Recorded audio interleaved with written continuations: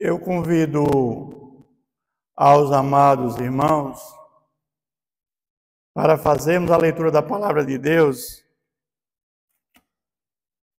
que está no Evangelho de João, capítulo 21. Vamos ler do versículo 1 ao versículo 19.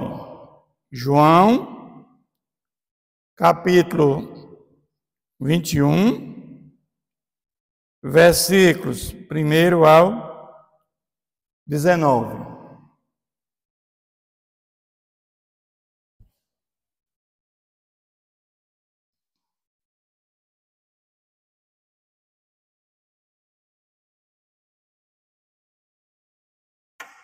Amém, irmãos? Depois disto, tornou Jesus a manifestar-se aos discípulos, junto do mar de Tiberíades. E foi assim que ele se manifestou. Estavam juntos Simão Pedro, Tomé, chamado Dídimo, Natanael, que era de Caná da Galileia, os filhos de Zebedeu e mais 2 dos seus discípulos. Disse-lhe Simão Pedro: vou pescar. Disseram-lhe os outros: também nós vamos contigo. Saíram e entraram no barco, e naquela noite nada apanharam. Mas ao clarear da madrugada, estava Jesus na praia, todavia os discípulos não reconheceram que era ele. Perguntou-lhe Jesus: filhos, tem aí alguma coisa de comer?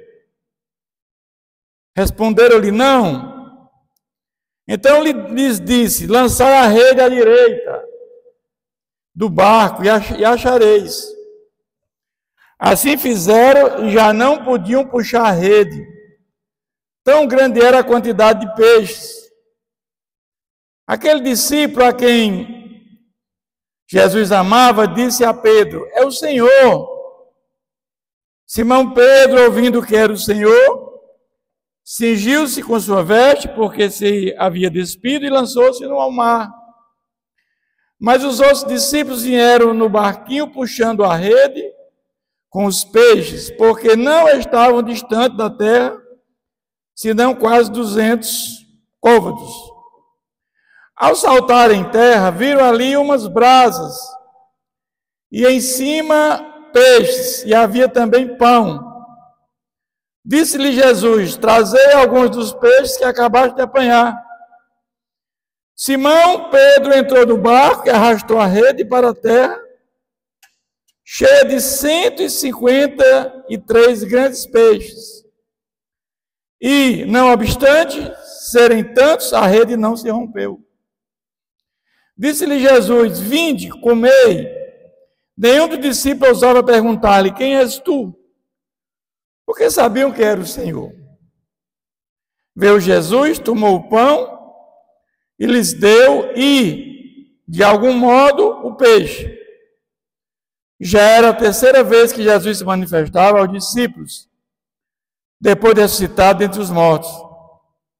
Depois de terem comido, perguntou Jesus a Simão Pedro: Simão, filho de João, amas-me mais do que estes outros? Ele respondeu: sim, Senhor, tu sabes que eu te amo. Ele lhe disse: apacenta os meus cordeiros. Tornou a perguntar-lhe pela segunda vez: Simão, filho de João, tu me amas? Ele respondeu: sim, Senhor, tu sabes que eu te amo. Disse-lhe Jesus: pastoreia as minhas ovelhas. Pela terceira vez, Jesus lhe perguntou: Simão, filho de João, tu me amas? Pedro entristeceu-se por ele ter tido pela terceira vez: tu me amas? Respondeu-lhe: Senhor, tu sabes todas as coisas, tu sabes que eu te amo. Jesus lhe disse: apacenta as minhas ovelhas. Em verdade te digo que quando eras mais moço, Tu te cingias a ti mesmo e andavas por onde querias. Quando, porém, fores velho, estenderás as mãos e outro te cingirá e te levará para onde não queiras, onde não queres. Disse isto para glorificar, para significar, com que gênero de morte Pedro havia de glorificar a Deus. Depois de assim falar, acrescentou-lhes: segue-me. Até aqui, irmãos, amém? Vamos mais uma vez falar com Deus, pedir a Deus orientação para esse momento. Senhor nosso Deus, a Ti todo louvor, honra, glória, adoração, Pai. Porque em Ti temos a confiança e a certeza de um Deus poderoso, um Deus que detém o reino, o poder e a glória, que cuida de nós. Queremos agora Te pedir, Senhor, a Tua instrução, nos capacita para esse momento, ilumina a nossa mente, o nosso coração, para que possamos agora estar preparados para ouvir a Tua voz dessa mensagem, e que muitos, Senhor, também que venham ouvir essa mensagem, ela venha trazer esperança, que ela venha trazer momentos ricos na vida de cada um para o crescimento espiritual e que para muitos sejam tocados pelo poder do Espírito Santo. Oramos em nome de Jesus. Amém. Meus irmãos, eu quero, através desse texto bíblico, trazer o seguinte tema: o amor supera a culpa. Jesus, ele ressuscitou num corpo glorificado. Ou seja, ele agora é onipresente. Jesus andava com seus discípulos, mas agora Jesus, ele glorificado, ele pode estar aqui agora e de repente está em outro lugar, porque as paredes, eles não têm mais poder de conter Jesus, porque ele agora ressuscita num corpo glorificado. E quando Jesus ressuscita, ele não foi reconhecido pelos que o viram nas suas aparições. Jesus, aqui nesse texto, ele já tinha ressuscitado, ele já tinha aparecido a Maria Madalena, lá no jardim, a outras mulheres, as 2 pessoas no caminho de Emaús, a Pedro em Jerusalém, aos 10 discípulos no oráculo, todos esses em Jerusalém, no mesmo domingo da ressurreição, e no domingo seguinte da ressurreição, ele aparece aos 11, porque na primeira aparição, no dia da ressurreição, Tomé não estava. E quando Tomé sabe da notícia que Jesus apareceu, Tomé não acredita, só acredita se eu ver. E aí Jesus, uma semana depois, Jesus aparece, estavam lá os 11, Jesus sempre diz: paz convosco. Jesus vai diretamente para Tomé e diz: olha, né, para as minhas mãos e também põe no meu lado, não sejas incrédulo, mas crente. E Tomé diz: Senhor meu e Deus meu.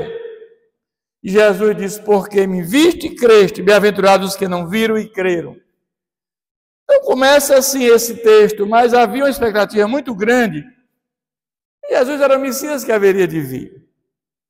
Conforme previsto na Tanakh, no Antigo Testamento, porque o povo judeu, eles tinham aquele sentimento que o Messias ia libertar o povo judeu da opressão, desde a época da Síria, quando a Síria tomou o reino de Israel em 722, depois vieram os babilônicos, com Nabucodonosor, depois vieram os medo-persas, com Ciro, depois vieram os gregos, ali na figura de Alexandre o Grande, depois vieram os romanos. Então era um momento de opressão, eles perderam a sua soberania, a sua identidade. E não havia mais governo judeu. era submetida ao jugo dos impérios dominantes. Mas a ideia, Jesus veio cumprir um plano de redenção traçado antes da fundação do mundo. Porque o pecado entrou no mundo com a queda do homem. E aí Jesus, lá na eternidade, antes da fundação do mundo, nós sabemos que Jesus era um espírito. Era um único Deus único, mas triuno na pessoa do Pai, do Filho e do Espírito Santo. Quando Jesus disse, era o verbo, haja, criação do mundo, e o verbo se fez carne e habitou entre nós, é Jesus que criou o mundo, o criador do mundo foi Jesus. E o verbo se fez carne e habitou entre nós. Mas, com a queda do homem, todos nascemos pecadores, porque quando os nossos primeiros pais pecaram, eles não tinham ainda tido filhos. Só vieram a ter filhos depois da queda do pecado, da desobediência a Deus.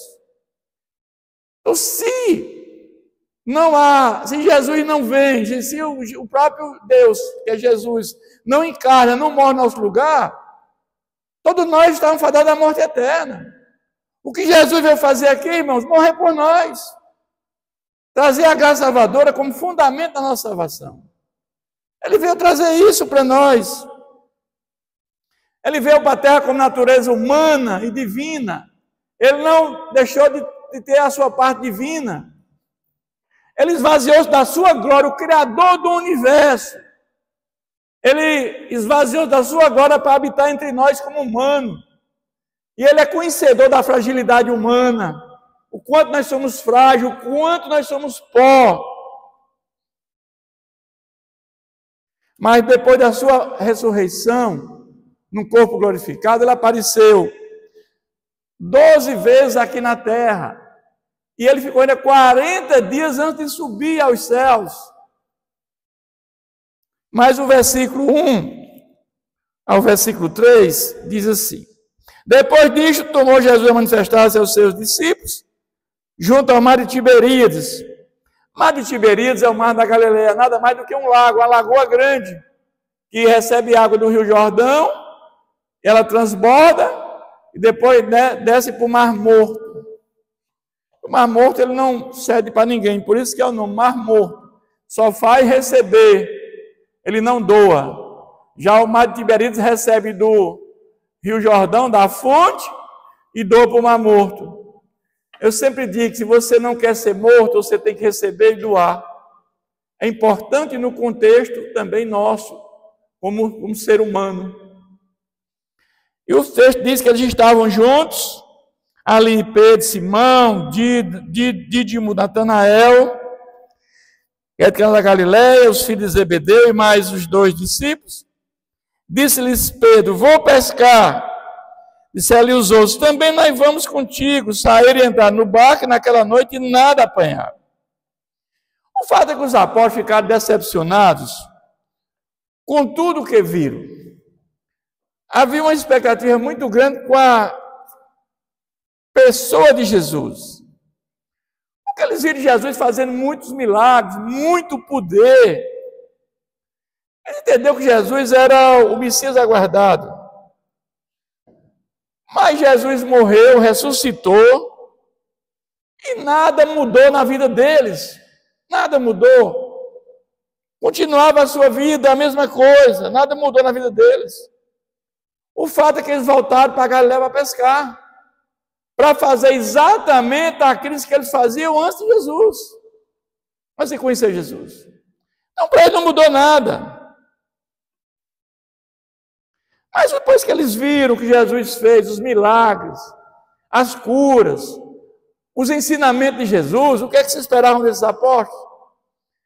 É que deviam falar da mensagem de Jesus para o mundo. E nada aconteceu de imediato. Voltaram ao passado, mas deviam olhar para frente, mas estavam olhando para o passado. O Messias morto na cruz, que era destinado naquela época, era a pior morte para ladrões, para malfeitores. Era tudo que eles não queriam ver. E aquele, de certa forma, trazia um descrédito. Como que o Messias, o Salvador, o Messias que ia libertar o povo do jugo, da opressão, dos impérios. Daquela época o império dominante era o romano. Como isso é possível? Aquele nosso Salvador naquela cruz, morto como uma morte destinada apenas a ladrões. Havia todo um descrédito. Mas o versículo 4 a 8 diz: mas ao clarear da madrugada estava Jesus na praia, todavia os discípulos não reconheceram quem era ele. O fato é que as aparições de Jesus, ele tem um corpo glorificado, mas não tem a mesma aparência que ele tinha antes, porque não reconheceram, as pessoas que Jesus não reconheceram. Por isso que eu digo que quando um dia nós estivermos também num corpo glorificado, vai ser um pouco diferente do nosso corpo atual, porque a palavra de Deus diz que nós seremos como anjos e não teremos lembrança do nosso passado. E ele pergunta, filhos, tem alguma coisa de comer? Respondeu-lhe, não. Então ele diz, lançar a rede pelo lado direito do barco e achareis. Assim fizeram e já não podiam puxar a rede, tão grande era a quantidade de peixes. Aquele discípulo a quem Jesus amava disse a Pedro, é o Senhor. E aqui nós entendemos que é João, aquele discípulo, né, que ele tanto amava. Tingiu-se com a sua veste, porque havia despido, e lançou-se ao mar. Pedro tinha tirado a roupa para lançar o mar para pescar, e ele volta a se vestir para encontrar, né, com aquela pessoa que está na praia, que é Jesus. Mas os outros discípulos vieram no barquinho puxando a rede com peixes, porque não estavam distantes da terra, senão a quase 200 côvados, em torno de 100 metros. Mas o fato é que eles estavam pescando e fazendo a mesma coisa repetidamente. Ou seja, sempre jogando a rede para um lado, jogando a noite inteira. E nada pegaram. Mas Jesus ali, de longe, pergunta se tinham pegado alguma coisa. Não pegamos nada. E Jesus manda fazer diferente. E joga do lado direito. E quando Jesus manda fazer diferente, para que a bênção apareça. E assim, meus irmãos, é a nossa vida.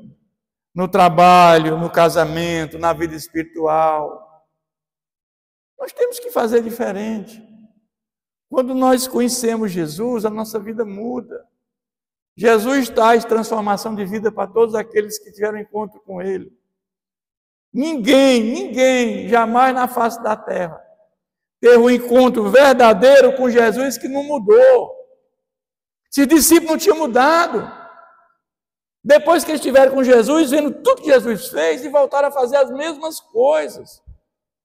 E aqui agora Jesus está trabalhando, mais uma vez, agora num corpo glorificado. Porque não tem como você ter um encontro com Jesus e não muda. Veja o exemplo de Saulo, quando teve aquele encontro com Jesus. Aquele fanático que ia matar cristãos lá em Damasco, de repente muda toda a história da humanidade. O maior missionário, o maior plantador de igreja, das 21 cartas no Novo Testamento, 3 foram escritas por ele. Mudou a história. Mas o fato é que ao saltar em terra, viram ali umas brasas e em cima peixes que haviam também pão. Jesus prepara ali um de jejum para eles. Era de manhã cedo, já tinham pecado a noite inteira. Jesus ali quis fazer o quê? Demonstrar sua presença e cuidado. Jesus mostra seu poder, mesmo depois de glorificado, providenciando peixe e pão para eles. Kairos, o tempo de Deus. Lembra quando Jesus foi batizado e ele foi levado ao deserto para ser tentado? Ali Satanás disse para Jesus, transforma essas pedras em pão. Evidentemente que ele não fez. Porque é o tempo de Deus, irmãos. Agora ali ele fez alguma coisa, ele ali apareceu pão e peixe ali de repente. Ele só tinha o que ali na sua frente? A areia. Ele estava na praia. No tempo dele ele faz como ele quer. Porque ele é o Senhor do tempo. Ali, a fogueira com peixe simboliza o cuidado e a provisão dele com seus discípulos. E ali o ato dele comer junto, ali naquele momento, com aqueles apóstolos, ali está restaurando um relacionamento entre eles e aqueles seus seguidores. Jesus ali mostra a sua natureza divina e a continuidade do seu ministério, que o seu ministério vai continuar. Mas ele vai dizer no versículo 10, disse-lhes Jesus, trazei alguns peixes que acabaste de apanhar. Por que Jesus manda trazer peixes que acabaste de apanhar? Jesus sabe que tem a parte de Deus e tem a parte do homem. O milagre de os peixes surgirem, só Deus podia fazer. Mas tem a parte do homem. E ali aquele milagre ali está mostrando que aqueles peixes que Jesus fez não era suficiente. Então Jesus queria que eles comessem do próprio peixe que eles apanharam. Eles tinham que provar o peixe. Assim como na ressurreição de Lázaro, Jesus disse, retirem a pedra. Quem pode mais, pode menos. Jesus tinha poder para tirar aquela pedra, só dizendo, sai. Mas a pedra, o homem podia fazer. E Jesus sabia que só podia ressuscitar Lázaro, ele é que podia fazer aqui. Tirar a pedra, o homem podia fazer. Jesus quer mostrar que tem a parte de Deus e tem a parte do homem. E para mim isso aqui fica muito claro que a salvação tem a parte de Deus e tem a parte do homem. Regeneração, justificação são atos de Deus. São atos que só Deus pode fazer em nós. É o Espírito Santo que faz isso em nós. Mas a santificação, que é um processo que exige obediência e fé para que isso aconteça, são atos do homem. É isso que Deus está mostrando aqui para eles.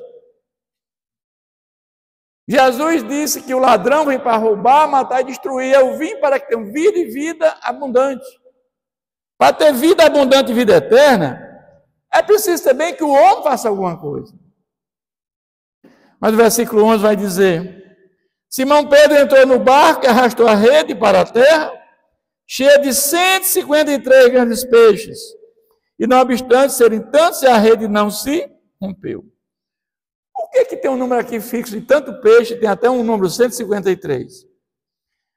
Jesus, mais uma vez, está ensinando como eles deveriam se comportar depois de tudo que eles viram. A vida dele não podia ser mais a mesma.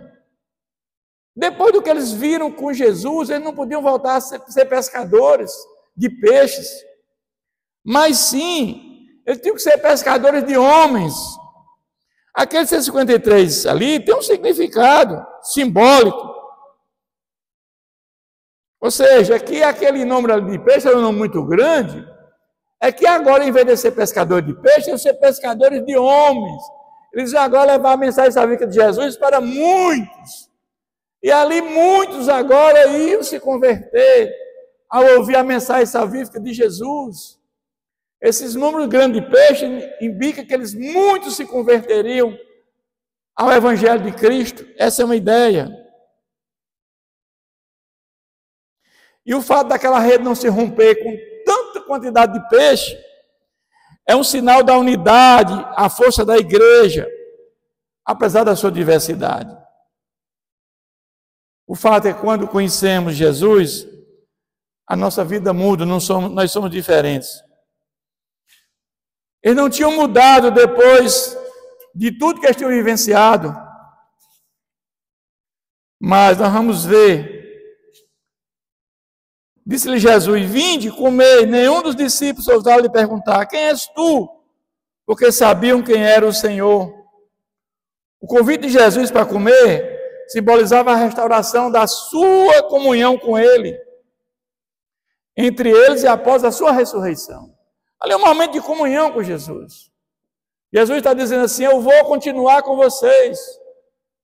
Só que a relação agora de Jesus com aqueles apóstolos é diferente. Porque agora Jesus vai passar a habitar dentro deles, que é o Espírito de Deus que vai habitar dentro deles. Veio Jesus, tomou o pão e lhe deu de igual modo o peixe. Eles estavam desanimados após a crucificação de Jesus. Estavam tristes porque entendiam que Jesus veio para fazer, lutar por eles. Jesus era a pessoa que ia tirar o povo judeu, da opressão.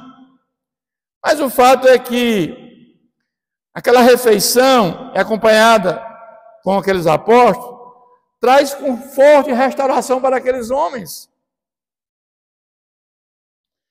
Ele vai agora, já era a terceira vez que Jesus se manifestava aos discípulos depois de ressuscitado. Ele já tinha tido com os 10, depois Tomé não está, depois com os 11, e agora pela terceira vez com esses 7. E a continuidade de Jesus após a ressurreição, demonstrando que está vivo e continua a se relacionar com eles. Ou seja, vocês não estão sós. Eu estou com vocês. Mas Jesus tinha dito que eles não ficariam órfãos, porque eu vou para o Pai, mas vou enviar o Consolador, que é o Espírito Santo, que vai guiar vocês. Jesus já tinha dito isso. Mas esse encontro ali, ele ali vai confirmar a ressurreição de Jesus mais uma vez. Ou seja, a realidade da ressurreição de Jesus é o evento central da fé cristã. Se Jesus não ressuscita, não andava nem aqui falando de Jesus. Porque a ressurreição de Jesus nos dá segurança que um dia também nós um dia ressuscitaremos também num corpo glorificado. Mas aquela aparição de Jesus ali é um momento de encorajamento e confirmação da identidade que Jesus era o Messias. Aquela terceira aparição para os apóstolos fortalece a fé do discípulo, especialmente porque depois de Pedro ter negado Jesus por 3 vezes. E ali Jesus, ele dá a continuidade da sua mensagem. Jesus ali é um sinal da continuidade da sua obra e da sua mensagem de salvação. Mas agora, a partir do versículo 15, ele vai interrogar Pedro. E ele ali quer mostrar que o amor supera a culpa. Que o amor é maior que tudo, porque Deus é amor. O amor nunca morre. Lá, Paulo escrevendo aos Coríntios, ele diz que agora continua a fé, a esperança e o amor. Permanece a fé, a esperança, mas o amor é maior que tudo. É maior do que a fé, do que a esperança. Mesmo a fé, aquilo que nós temos para a salvação é a fé em Jesus. A esperança de estar com Cristo na eternidade. O amor é maior, por quê? Porque quando nós tivermos um dia com Jesus na eternidade, não precisamos mais de fé, porque já estamos lá. Nem de esperança, porque Jesus já veio e nós estamos com Ele. Mas o amor vai continuar, porque nós vamos amar aos nossos irmãos, aos filhos adotivos, todos nós seremos irmãos, co-herdeiros com Cristo. E vamos amar a Deus por toda a eternidade. O amor é maior do que tudo. Jesus está dizendo aqui, o amor supera a culpa. Jesus podia ter chegado ali, no meio daqueles apóstolos, e dizer assim, reclamando de todos, mas não fez. Porque Jesus sabe a fragilidade humana. Ele teve natureza humana. Jesus entende que o amor supera a culpa, o que Pedro fez é superado pelo amor. O amor é maior do que tudo, o amor nunca morre, porque Deus é amor. Pedro tinha dito a Jesus que jamais o abandonaria. Pedro tinha dito que eu morrerei por ti. Tem que passar por cima do meu cadáver para chegar a ti, Senhor. Pedro tinha dito isso. Mas Jesus está ali dizendo: vão cuidar das minhas ovelhas. O trabalho de vocês não é agora, é pregar o evangelho do reino. Aí Jesus pergunta a Pedro: se tu me amas? Depois de terem comido, e pergunta Jesus a Pedro: tu me amas mais do que estes outros? Sim, Senhor, tu sabes que eu te amo. Apacenta os meus cordeiros. O amor de Jesus é central para a vida cristã e para o serviço da igreja. Está fundado no amor. A evidência de um convertido é o amor. Jesus fala 3 coisas sobre o amor. Que nós devemos amar o próximo como a nós mesmos. Nós devemos amar o próximo como Jesus nos amou. E devemos amar o próximo como o Pai amou o Filho. Olha que tem uma gradação na questão do amor. Nós sabemos as dificuldades para isso. E a resposta a Pedro foi: apacenta as minhas ovelhas. Indica a responsabilidade de cuidar do rebanho de Cristo. E aqui Jesus está restaurando Pedro nessas perguntas. Porque Pedro havia negado ele 3 vezes. E esse diálogo de Jesus com Pedro destaca o compromisso e a responsabilidade que acompanha o amor de Cristo a serviço da igreja. Mas e Jesus volta a perguntar a Pedro, no versículo 16: Simão Pedro, filho de João, tu me amas? Ele respondeu: sim, Senhor, tu sabes que eu te amo. Disse-lhe Jesus: pastorei as minhas ovelhas. Jesus volta a fazer a mesma pergunta, porque Jesus queria que ele lembrasse do que ele fez com Jesus no momento mais angustiante que Jesus esteve. No momento de Jesus ir para a cruz, que ele ia morrer no nosso lugar. É evidente que Jesus veio para morrer no nosso lugar. E a cruz voluntariamente. Não foi Pilatos, não foi fariseus que levou Jesus à cruz. Jesus foi voluntariamente, porque Jesus foi no tempo que ele queria, no tempo certo ele foi à cruz. E esse diálogo de Jesus aqui com Pedro enfatiza a importância do amor de Jesus e do serviço aos outros na vida cristã. A restauração de Pedro é central, mostrando que mesmo depois da negação, ele pode ser perdoado e usado por Deus. Mesmo depois do que ele fez. Será que o que ele fez foi menor ou maior do que o que o Judas fez? Só que ele se arrependeu. E Judas teve apenas remorso. A responsabilidade de apacentar as ovelhas, cuidar da igreja é dada a Pedro. E ali Jesus está dizendo que ele ia liderar esse movimento. E ali revela o amor de Cristo. Um amor que se manifesta ao próximo. Mas no versículo 17 ele diz: mais uma vez, Simão, filho de João, tu me amas? Pedro entristeceu-se por ele e por ter dito a 3ª vez: tu me amas?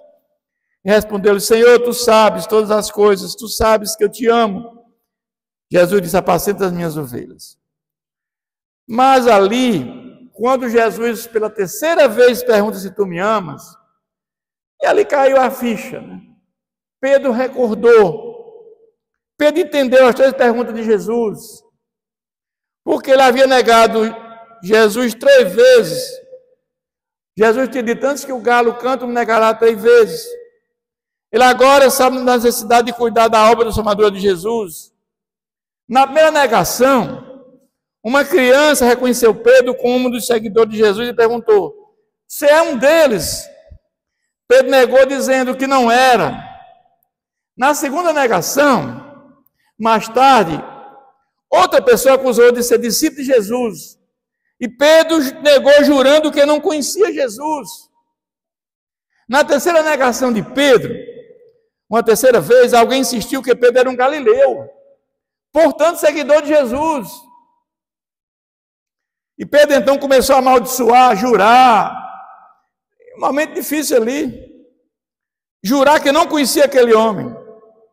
Mas após a terceira negação, o galo cantou. E Pedro lembrou do que Jesus tinha dito. Né? E ali ele caiu em pranto e começou a chorar amargamente, arrependido. E esse episódio é conhecido como a negação de Pedro. Uma narrativa importante, porque aqui nós vamos ver que o arrependimento, né, que Pedro teve, né, ele pode ser restaurado. Ao fato que, será que Pedro não fez pior do que Judas? Mas ele se arrependeu profundamente. Caiu nos pés, né, orando, reconhecendo que tinha errado. E aqui nós vamos ver a restauração de Pedro. Esse diálogo de Jesus, ele reconecta a sua missão de discípulo. E a confiança de Jesus. Jesus demonstra confiança em Pedro, apesar de suas fraquezas, e convida a liderar aquele movimento agora e cuidar da igreja. E esse versículo enfatiza a importância do amor de Deus a serviço dos outros. E a característica da vida cristã. E ele fala que o diálogo entre Jesus e Pedro ali é que o amor humano é imperfeito, mas ainda assim aceito por Jesus e pode ser usado a serviço de Deus. Isso é tremendo. E ali ele chama Pedro ao ministério para cuidar. Mas ali o fato é que ele não tinha entendido a missão de Jesus. O reino de Jesus é espiritual, não é terreno. Havia um entendimento que o Messias iria reinar ali em Jerusalém com um governo humano. Tinha um ministério. Os filhos de Zebedeu, até a esposa de Zebedeu, queria que os filhos estivesse ao lado de Jesus. Ali como fosse ali o primeiro-ministro, que era um rei terreno. Mas Jesus, ele veio para nos religar com Deus. Aquilo nós já havíamos perdido no Éden, com a queda do homem. Jesus disse para Pilatos: o meu reino não é deste mundo. Eu vim para morrer por vocês. Porque se eu não morro por vocês, não tem salvação para a humanidade. Antes da fundação do mundo, quando houve a queda do homem, é claro que a Trindade sabia e já traçou um plano para a salvação da humanidade. Por isso que Deus é bom, Deus é justo, Deus é fiel. E jamais Ele abandonou a nós. E a sua obra redentora foi na cruz. Lá na cruz Ele cumpriu aquilo que foi traçado antes da fundação do mundo. Quando Ele disse: está consumado, tetelestai. Aquilo que nós planejamos lá na fundação do mundo, eu cumpri na cruz. A glorificação de Jesus é a cruz, irmãos. Jesus está dizendo: eu vim morrer no lugar de vocês, para que haja salvação e vida eterna. Se eu não morresse, ninguém salvaria. Jesus está dizendo isso para nós, e para aqueles homens ali. Ele diz agora: vão cuidar das minhas ovelhas. O trabalho de vocês agora não é pescar mais não, pescar peixe não. O trabalho de vocês agora é pregar o evangelho do reino, da salvação. Vocês agora vão dar continuidade ao meu trabalho. Aquilo que eu fiz com vocês, eu ensinei vocês. O evangelho da salvação, vocês agora vão fazer isso. Esqueça o passado, olhem para frente. E no 18 ele está dizendo: em verdade te digo, que quando eras mais moço, tu te cingias a ti mesmo e andavas por onde querias. Quando, porém, fores velho, estenderás as mãos e outro te cingirá e te levará para onde não queres. Jesus está dizendo a Pedro que dali para frente a sua missão muda. E seriam agora pescadores de homens, mas iam sofrer pelo nome de Jesus.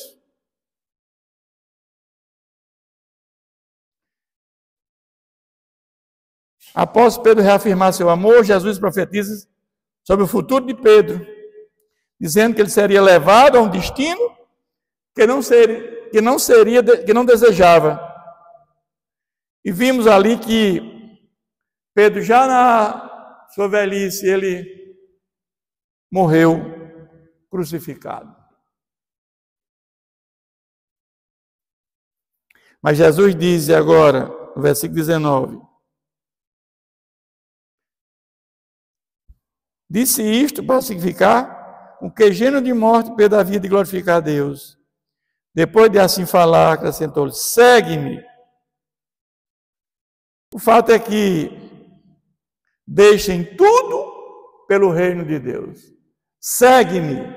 Jesus está dizendo assim, deixem a vida de vocês, de pescadores de peixe, vão ser pescadores de homens.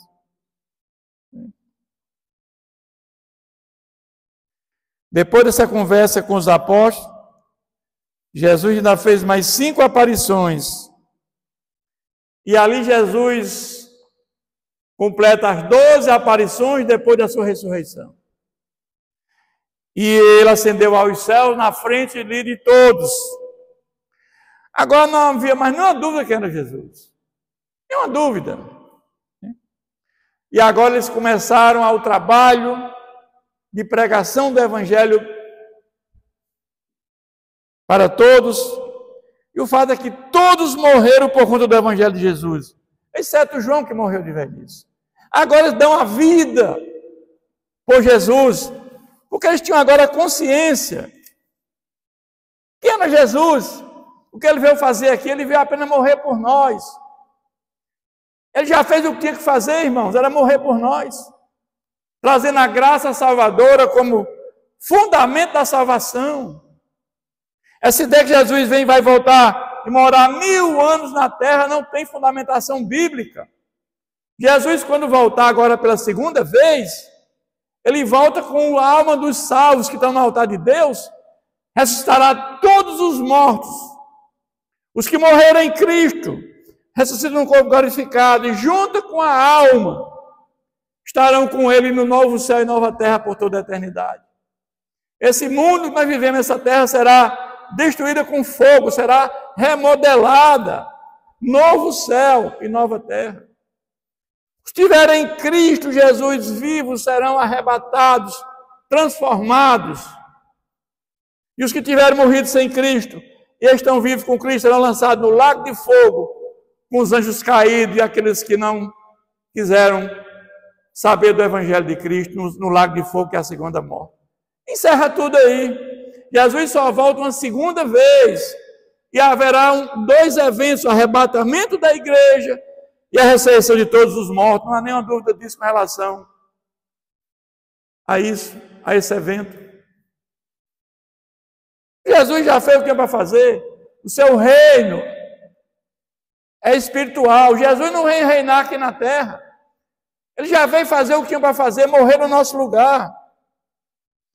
Eu quero tirar algumas conclusões para concluir esse texto, esse nosso tema, de importante para nós. Primeiro, que Jesus não recriminou Pedro pelo que ele fez. Ele estava arrependido. O que ele fez foi grave, talvez até maior do que o que Judas fez. Ou seja, vocês são iguais. Mas Jesus aqui está demonstrando para nós que o amor é capaz de cobrir os pecados confessados. Porque Jesus pergunta, Pedro, tu me amas? Jesus está dizendo, meus irmãos, que o amor supera a culpa. É isso que Jesus está dizendo aqui. Amar é conviver com defeitos, é com as dificuldades. Jesus sabia que mesmo com os defeitos de Pedro, ele o amava.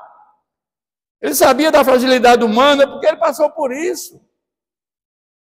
Quando Jesus morreu naquela cruz, o véu do tabernáculo se rasgou.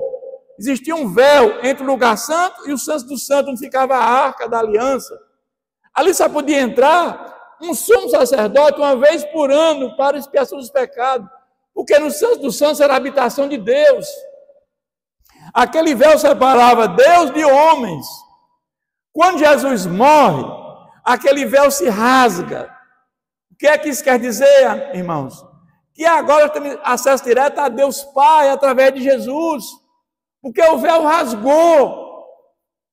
Jesus fez uma expiação única pelos nossos pecados. Tirou o maldito no nosso lugar. Ele levou cativo o cativeiro. Sem a morte de Jesus não haveria salvação. Lá em Miqueias diz: tomará-se a ter compaixão de nós, pisará aos pés as nossas iniquidades e lançará todos os nossos pecados na profundeza do mar. O amor supera as grandes dificuldades. Pedro esperava que Jesus, depois de glorificado, viesse a envergonhar o Império Romano, porque essa era a ideia. O Messias com poder, envergonhar o Império Romano, tirar depois daquela opressão. Ele tinha poder para isso. Com o reino terreno. Mas nada disso aconteceu. Jesus morreu naquela cruz, humilhado. O Criador do universo naquela cruz, morrendo de morte por asfixia, que a morte na cruz é por asfixia. E ali eu vou voltar às minhas origens. Mas o Jesus citado era o mesmo da Galileia, apenas com aparência física diferente, porque os discípulos não reconheceram. Jesus prepara comida para eles. Mas Jesus esvaziou-se da sua glória, mas agora, depois de glorificado, ele é Deus, natureza divina, e não há hierarquia entre o Pai, o Filho e o Espírito Santo, mas todo o poder foi dado a Jesus. Ele está lá no céu, reinando, e ele vai voltar na segunda vez. E eles entenderam que o reino de Jesus era espiritual, não era um reino terreno. Agora, depois que ele entende a mensagem de Jesus, que Jesus veio para que todos nós tenhamos salvação e vida eterna, eles ganharam o mundo afora pregando o Evangelho de Cristo. Esqueceram que era pescador de peixe e agora passaram a ser pescadores de homens. Essa é a mensagem aqui que esse texto nos traz. E eu quero concluir dizendo que o amor precisa de afirmação, ações, o cuidado, o zelo, a prática de vida mostra a existência do amor. E a fé sem obras é morta. Então nós temos que mostrar isso com atitudes, porque o amor precisa ser traduzido em obras. A maior evidência do amor, do convertido é o amor. E o próprio Tiago diz que a fé sem obras é morta. A obra, quando você faz a obra, é porque você tem a fé em Jesus Cristo. A obra espiritual que todos nós fazemos, os verdadeiros convertidos. Então, que esse texto nos ensina muito porque o amor supera a culpa. Que Deus continue nos abençoando sempre. Eu convido aos amados irmãos a curvar sua cabeça, fechar seus olhos. Vamos mais uma vez agradecer a Deus por esse momento. Senhor nosso Deus, nosso Pai Celestial, obrigado, Pai, porque os Teus ensinamentos, Pai, traz para nós refrigério para a nossa alma. Aquilo que o Senhor pediu que os apóstolos fizessem, que era pregar o Evangelho. E nós, a partir deles, os pais apostólicos, e nós agora, pastores, nós estamos dando continuidade àquilo no qual eles foram comissionados, e nós também. Então, que a nossa prática de vida esteja em consonância com a Tua palavra, Pai. Que o amor predomine nos nossos corações, Pai. Nós sabemos que vivendo num mundo decaído pelo pecado, o mundo jaz no maligno. E quantos estão contra aqueles que te buscam, aqueles que seguem a Ti, meu Pai? Quantos têm feito tanto mal contra nós? Mas a Tua palavra diz, não vos canseis de fazer o bem, em nenhum momento devemos fraquejar. Na certeza que o melhor está para vir, é um dia estar contigo por toda a eternidade. Obrigado, Pai, pelo Teu cuidado, pelo Teu amor com cada um de nós. Oramos em nome de Jesus. Amém.